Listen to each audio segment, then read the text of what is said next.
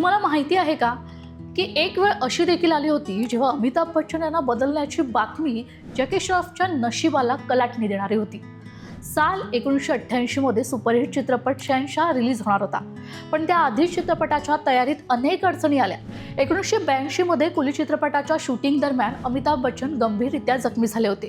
त्यानंतर त्यांची तब्येत हळूहळू खराब होत गेली आणि उपचारामुळे चित्रपटाचं शूटिंगच्या तारखा देखील पुढे ढकलल्या जात होत्या. परिस्थिती इतकी बिकट झाली की दिग्दर्शक टिनू आनंदला नवीन नायक शोधावा लागला आणि मग अखेर जॅकी श्रॉफचं नाव समोर आलं.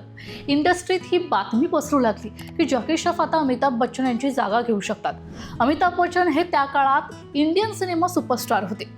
त्यांची गैरहजेरी चित्रपटाच्या बॉक्स ऑफिसला मोठा धोका निर्माण करणारी होती. प्रोड्युसर आणि दिग्दर्शक दोघेही जाणत होते की जॅकी श्रॉफ किंवा इतर कुणीही अमिताभच्या पॉप्युलॅरिटीच्या जागी बसू शकत नाही. शहंशाहमध्ये ही भूमिका अमिताभच्या स्टाईल आणि स्क्रीन प्रेझेन्ससाठी लिहिली होती. त्याची खास सुपर हिरो शैली, संवाद आणि ॲक्शन सीन फक्त अमिताभच्या व्यक्तिमत्वालाच अनुरूप होतं. असं म्हणतात की फक्त या चर्चेमुळेच जॅकी श्रॉफ यांना अनेक चित्रपट मिळाले आणि त्यांनी लगेच 3 ते 4 चित्रपट साईन देखील केले. त्यानंतर जॅकी श्रॉफचं नाव चर्चेत आलं आणि त्याला काही ऑफर्स देखील मिळाल्या.